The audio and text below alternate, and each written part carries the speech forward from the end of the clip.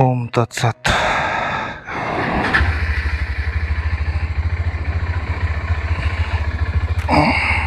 তো আজকে থেকে আমরা মুক্তিনাথ যাওয়ার জন্যে চলুন, ওই সামনে আমাদের মন্দির, ওই মন্দিরে দর্শন করে তারপরে আমি আমার যাত্রা আরম্ভ করব।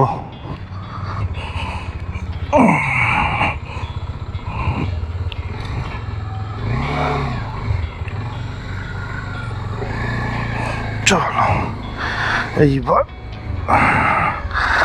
আমরা যাব যে রাস্তা দিয়ে, সেটা হচ্ছে ওল্ড দিল্লি রোড হয়ে আমরা উঠবো ডানকুনি টোল প্লাজাতে। আমার সাথে আমি আর অনুপম দা একসাথে মুক্তিনাথের দিকে এগোবো। আশা করবো যে তোমরা পুরো ট্রিপটাতে আমার সাথে থাকবে। চলো, ডানকুনিতে গিয়ে দেখা হচ্ছে। আমরা দিল্লি রোডে পৌঁছে গেছি। এই রাস্তা দিয়ে আর কিছু তো গেলেই আমাদের ডানকুনি টোল প্লাজা পড়ে যাবে। এটা যে চাকুন্দি হাই স্কুলের পাশে, সামনে গিয়ে আমাদের ডান দিকে মুড়ে যেতে হবে। সামনেই ডানকুনি টোল প্লাজা। এটা দুর্গাপুর এক্সপ্রেস হাইওয়ে NH-19। আর যত দূর মনে হয় এটা এশিয়ান হাইওয়ে 2 বা 1। এটা অনুপম দা আমার সামনে চালাচ্ছে। একটুখানি দাঁড়িয়ে কিছুক্ষণ পর বেরোবো।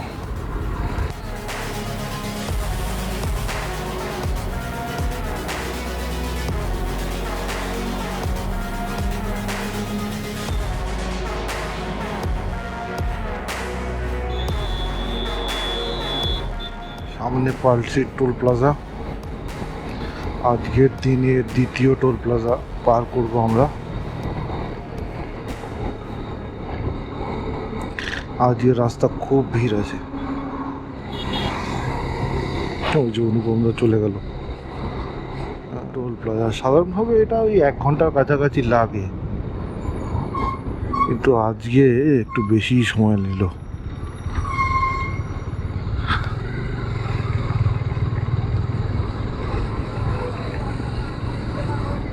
এরপরে টোল প্লাজা যতদূর মনে হয় দুর্গাপুর টোল প্লাজা। এই আমরা এখন এই শক্তিগড় পার করলাম। সামনেই বর্ধমান আসলেই মনে পড়ে যাবে সিকিমের কথা। আমরা যারা বাংলার রাইডার, মানে বাংলা থেকে এদিক ওদিক যাই, তাদের জন্য যে সিকিম পুরো হাতে খড়ি। সিকিম না গেলে একটা কিছু যাওয়া বাকি থেকে যায়। আমাদের জন্য সিকিম একটা বিশেষ জায়গা রাখে। বর্ধমান পৌঁছাতে মোটামুটি সময় লাগলো 1 ঘন্টা 36 মিনিট।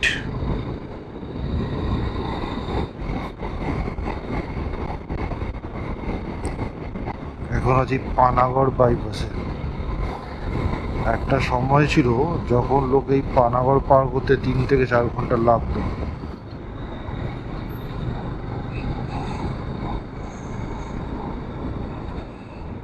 যেহেতু আমাদের বাইক, কোনো রকম পেমেন্ট এখানে করতে হবে না।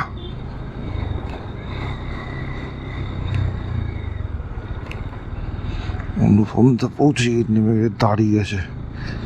কেন দাঁড়িয়ে গেছে দেখতে হবে। হাঁপিয়ে গেছে মনে হয়। আমরা এখন বেরোচ্ছি দুর্গাপুর সিটির মধ্যে দিয়ে। দুর্গাপুর সিটি সুন্দর জায়গা খুবই। অনুপমরা টানছে, মজা পেয়ে গেছে। আমারও খুব মজা লাগছে। হ্যাঁ,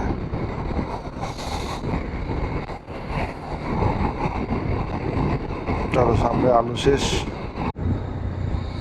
আমরা এবার ওয়েস্ট বেঙ্গল ছেড়ে যাচ্ছি। এই ব্রিজটা পার করা মানেই হচ্ছে যে আমরা এবার ঝাড়খণ্ডে ঢুকে যাচ্ছি। আজকে 4র্থ টোল গেট। এটা ঝাড়খণ্ডের প্রথম টোল গেট, বরাকর। এর আগে থেকেই রাস্তাটা, এই রাস্তা না মানে ক্রসিং আছে, সেখানে দুটো ভাগ হয়েছে, একটা ভাগ ডান দিকে গেছে, একটা ভাগ বাঁ দিকে। যেটা ডান দিকে গেছে সেটা হচ্ছে মাইথন ড্যাম যায়, আর যেটা বাঁ দিকে গেছে সেটা গড় পঞ্চকোট। আস্তে আস্তে ভোর হচ্ছে, আর আমরা গোবিন্দপুর থেকে এখন গিরিডির দিকে যাচ্ছি। রাস্তাটা সত্যি খুব সুন্দর, মানে রাস্তার কোয়ালিটি খুবই ভালো যাবে বলে। তবে জঙ্গলের মধ্যে ছিল বলে আমরা রাত্রেবেলা এই জায়গাটায় ঢুকিনি। 2 ঘন্টা গোবিন্দপুরে রেস্ট করে এখন যখন ভোরের আলো ফুটছে, তো আমরা যাচ্ছি এখন গিরিডির দিকে। আর এখন আমরা গিরিডি থেকে যাচ্ছি শিরোধির দিকে। রাস্তাটা ভালো, কিন্তু একটু খারাপ প্যাচও আছে।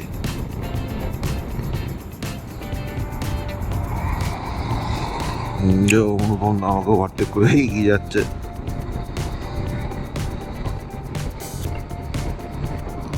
কালকে রাত্রেবেলা অনুপমদার খুব ঘুম পাচ্ছিল, আমিও ঘুমিয়ে গেছিলাম, অনুপমদাও ঘুমিয়ে গেছিলাম। এখন তো রাস্তা খুব ভালো, তাই অনুপমদা চালাচ্ছে আর আমিও। দূরে সূর্যটা তোমরা কি দেখতে পাচ্ছ?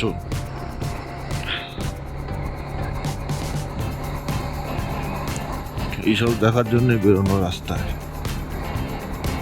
আর কোনো কারণ নেই।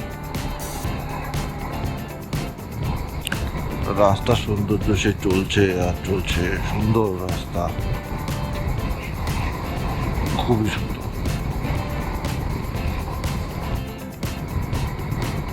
কিন্তু সিঙ্গল ওয়ে। মোটামুটি আমরা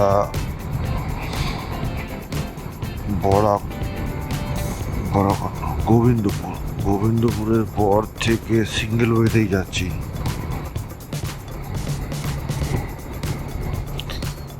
যারা নেপালের দিকে আসবে আর এই রাস্তাটাই ব্যবহার করবে, তারা চেষ্টা করবে যে গোবিন্দপুরের পরের রাস্তাটা যেন তোমরা ভোরবেলা পাও, তাহলে একটা কনস্ট্যান্ট স্পিড তোমরা মেনটেন করতে পারবে। না হলে রাস্তার ধারে এতই ঘরবাড়ি যে লোকজন একবার রাস্তায় নেমে পড়লে এই রাস্তায় স্পিড মেনটেন করা খুব চাপের। তোমাদের যেটা বলছিলাম, যে একদম শহরের মাঝখান, গ্রামের পাড়ার মাঝখান, গ্রামের মাঝখান দিয়ে রাস্তা।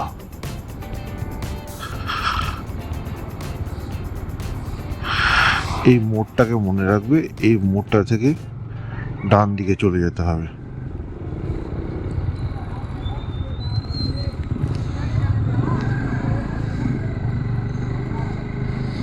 যদি সকাল হয়ে যায় এই রাস্তায় চাপ আছে, ভোরে বেরোতে হবে। এই রাস্তাটাকে ভোরে ট্যাকেল করতে হবে, তাহলেই মোটামুটি একটা স্পিড তোমরা মেনটেন করে চালাতে পারবে।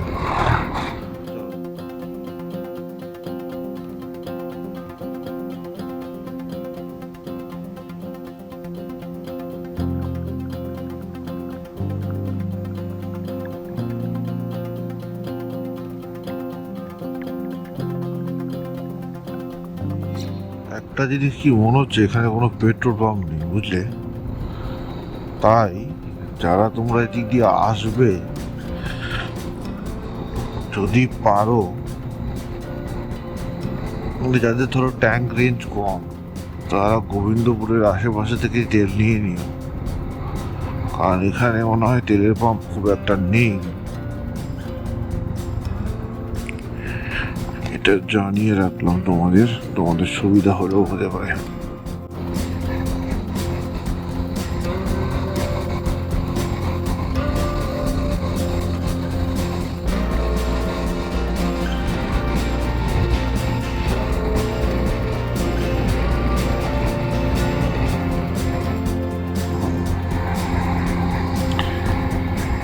সামনে গিয়ে আমরা বাম দিকে NH333-তে পড়বো।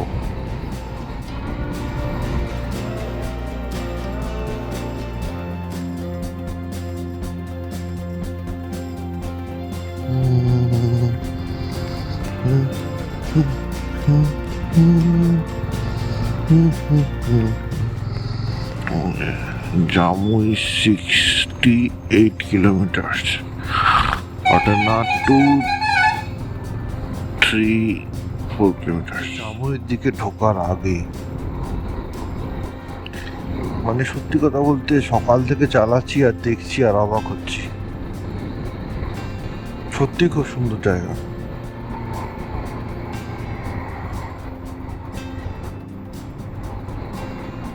আর আমি আশা করব তোমরাও আসবে এখানে কখনো, যারা দেখছো। খুব সুন্দর জায়গা,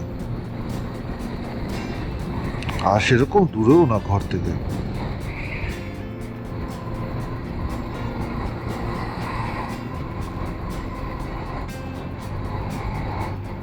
কলকাতা থেকে যারা আসবে তাদের হয়তো 450 কিলোমিটারের মতো পড়বে। খুব সুন্দর জায়গা, খুব খুব।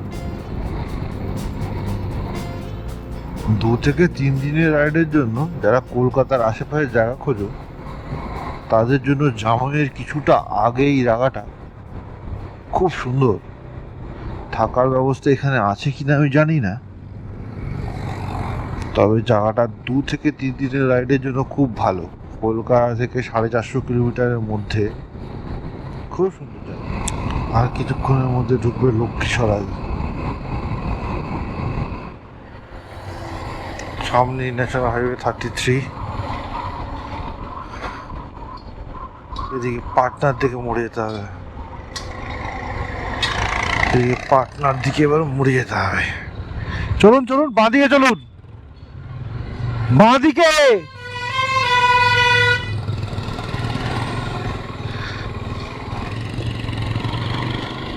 হ্যাঁ চলুন।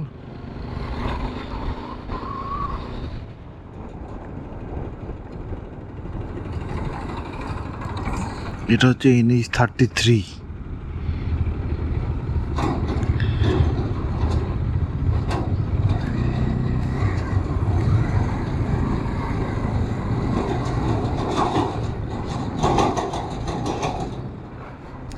এটা মনে হয় গঙ্গা নদী পার হবে এবার NH31-এর উপর দিয়ে। হ্যাঁ ঠিক, NH31 এটা।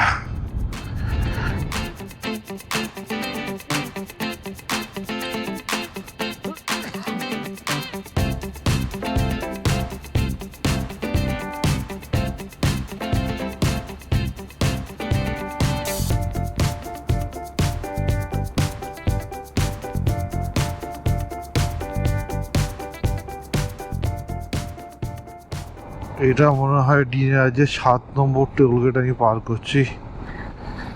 মুজাফফরপুরের কিছুটা আগে আছি। এতক্ষণ ব্লগ করিনি কারণ একটা ঘটনা হয়ে গেছিল অনুপমদার সাথে। অনুপমদার গাড়ি হঠাৎ খারাপ হয়ে যাওয়াতে প্রায় 2 ঘন্টা সময় আমাদের নষ্ট হয়ে গেছে। যাই হোক, গাড়ি ঠিক হয়ে গেছে। অনুপমদা আগে হয়তো দাঁড়িয়ে আছে। এখানে গাড়ির কোনো ঠিক নেই, যে যেদিকে খুশি চলে যায়। আজকে তো মনে হচ্ছে রাস্তা শেষই হবে না, চালিয়ে যাচ্ছি চালিয়ে যাচ্ছি চালিয়ে যাচ্ছি।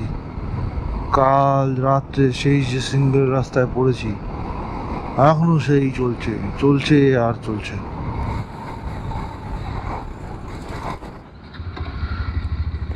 মুজফ্ফরপুরে খাওয়া শেষ করে এবার বেরোচ্ছি।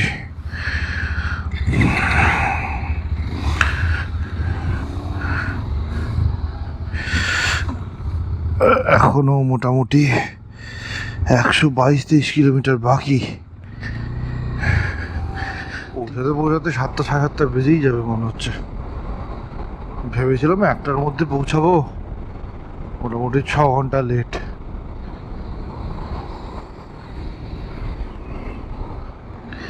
এই রাস্তাটা কন্টিনিউয়াস জ্যাম চলছে। মুজাফফরপুর শহরটা কিন্তু সুন্দর, খারাপ না।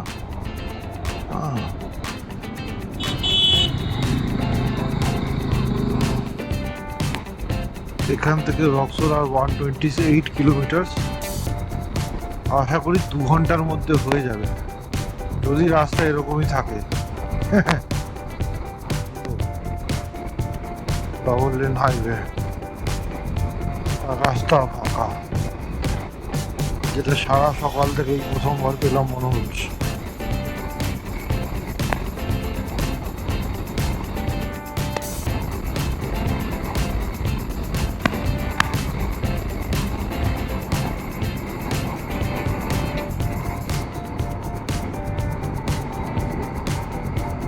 আর লখনৌ মনে হয় এদিকে, এখান দিয়ে যারা লখনৌ যায় তারা মনে হয় এই রাস্তাটা ইউজ করে।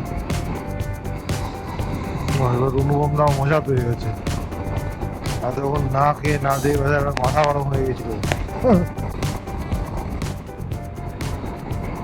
তবে একটা কথা মানতে হবে, গত 10 বছরে ভারতবর্ষের কেন্দ্রীয় সরকার এবং রাজ্য সরকারগুলো রাস্তার উপর ব্যাপক হারে কাজ করেছে। প্রত্যেকটা জায়গা, প্রত্যেকটা রাস্তায় কাজ হয়েছে। মানে এর ফলে যে রোড সেফটি কতটা বেড়েছে, যারা আগে ট্রাভেল করতো আর এখনো ট্রাভেল করছে তারাই বলতে পারবে। সন্ধ্যা নেমে এসছে, রক্সোর আর বেশি দূর নেই। সেই যে তখন তোমাদের দেখিয়েছিলাম, এখনো সেই রাস্তা চলছে। আর রাস্তার অবস্থা সত্যি খুব ভালো, তবে 80 হচ্ছে এই রাস্তার আপার লিমিট। আজকে এটা দিনের 9 নম্বর টোল। যাক, এই টোলটা যদি নিত তো ভালোই লাগতো। রাস্তার কন্ডিশন সত্যিই খুব ভালো।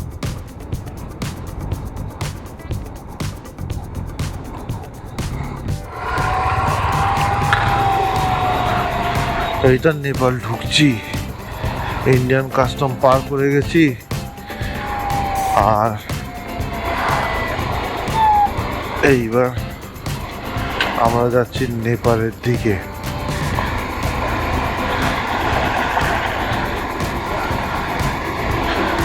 সামনে নেপাল রাষ্ট্রের পতাকা দেখা যাচ্ছে। অনুপমদা, ও অনুপমদা,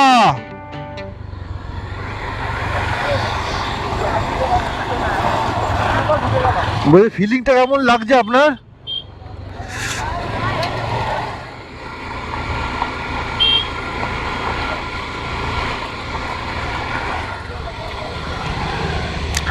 सर भंसार कहाँ बनता है? आगे थोड़ा।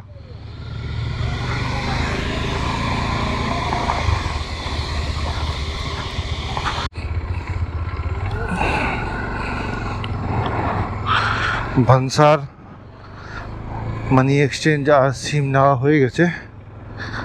এবার আমরা যাচ্ছি হিতোরার দিকে। আজকে ওইদিকে ওখানেই গিয়ে থাকবো আশা করি। চলো, আজকের ব্লগ এখানেই শেষ করলাম। টাটা।